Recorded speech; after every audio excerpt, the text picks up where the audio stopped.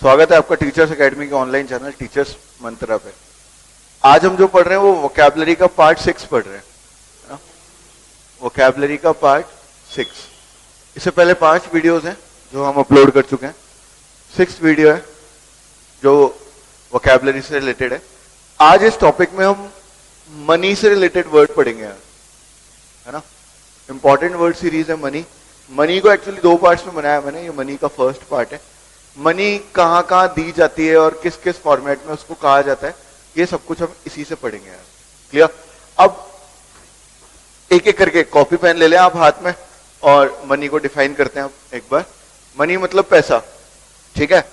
अगर मनी को आप टेम्पल में दे रहे हैं, मंदिरों में अगर पैसा दिया जाता है तो वो कहलाता है दोस्तों डोनेशन। क्या कहलाता है? डोनेशन।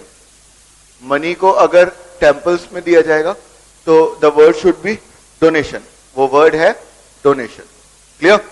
अगर मनी को आप एट स्कूल या कॉलेज में देते हैं, मतलब या पे करते हैं आप कह सकते हैं, तो वो चीज एक्चुअली कहलाती है फीस या फी। क्लियर। फी कहलाएगी वो कॉलेज में, स्कूल में, और डोनेशन कहलाएगी वो टेम्पल में। क्लियर है सभी को। अब जो अगला वर्ड है मेरा वो इंपॉर्टेंट है, इलीगली। इलीगली जो पैसे रिसीव किए जाएंगे, मतलब आप बिना किसी लॉ के या जबरदस्ती किसी से पैसे ले रहे हो, इलीगली पैसे कमा रहे हो, इलीगली पैसे रिसीव कर रहे हो, तो इलीगली जो पैसे रिसीव आप कर रहे हैं वो कहलाती है दोस्तों ब्राइब। ब्राइब मतलब रिश्वत। क्लॉज टेस्ट में भी ये वर्ड पूछे जाते हैं, या कह सकते हैं हम वन वर्ड में भी आप कह सकते हैं। तो illegally received money is bribe.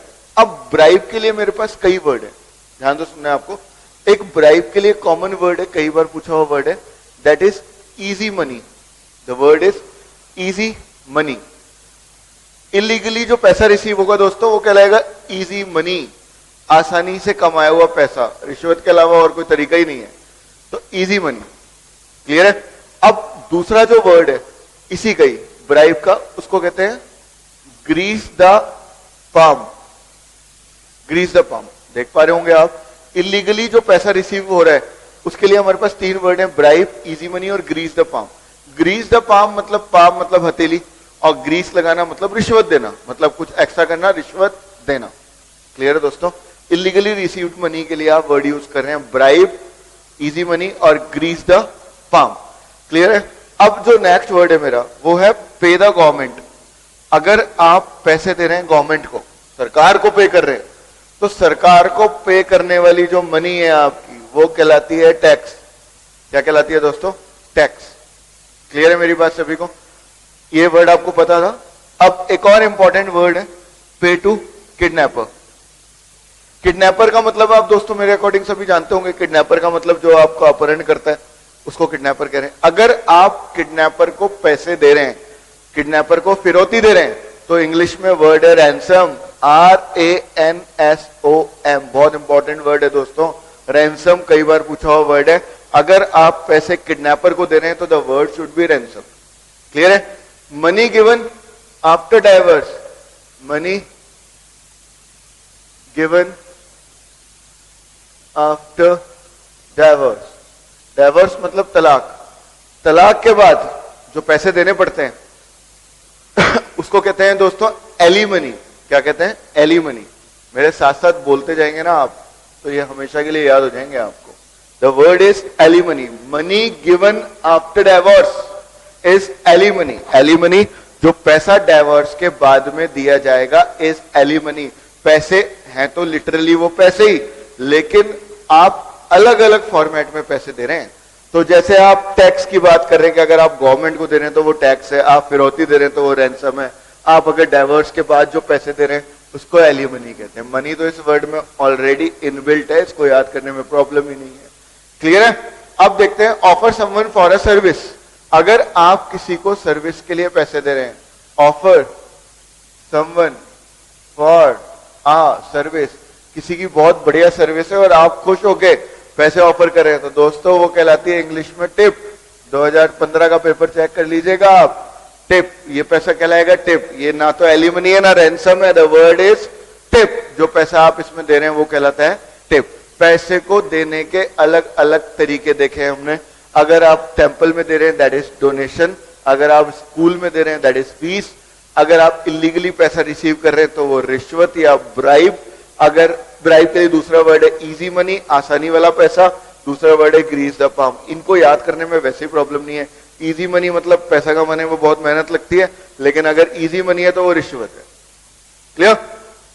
Greece the palm, palm को ग्रीस करना या ग्रीस द पाम मतलब भी रिश्वत ही होगा दोस्तों। पे द गवर्नमेंट मतलब टैक्स, टैक्स दे रहे हैं आप। पे टू किडनैपर मतलब रैंसम, अगर आप किडनैपर को उसके मांगे हुए पैसे दे रहे हैं, फिरौती दे रहे हैं तो that is ransom.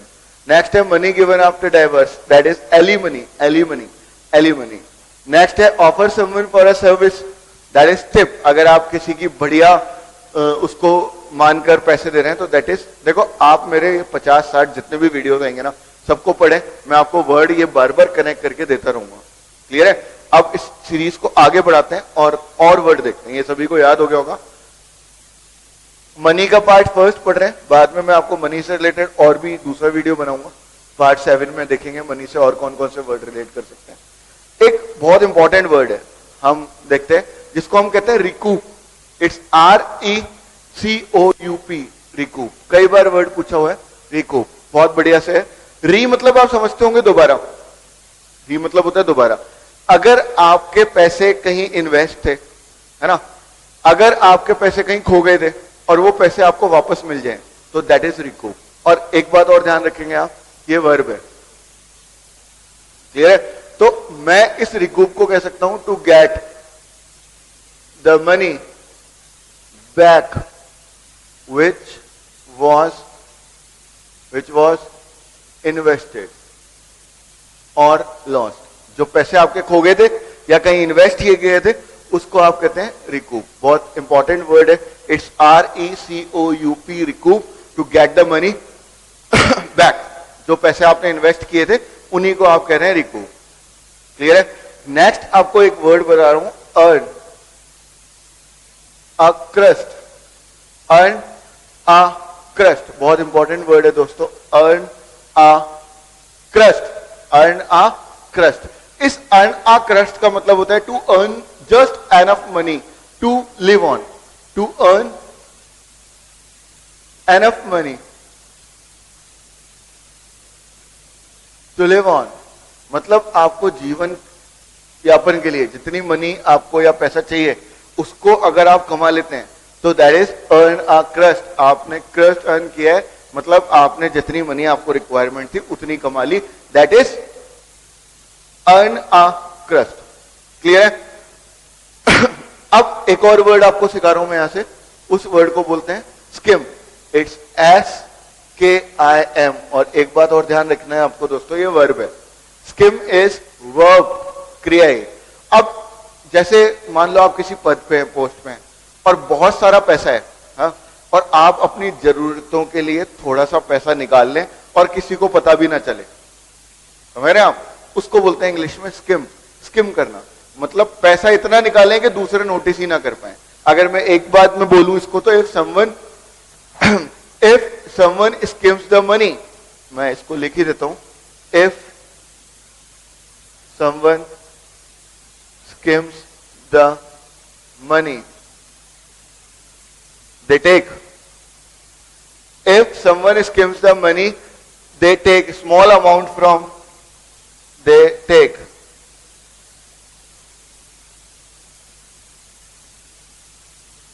small amount, they take a small amount from somewhere,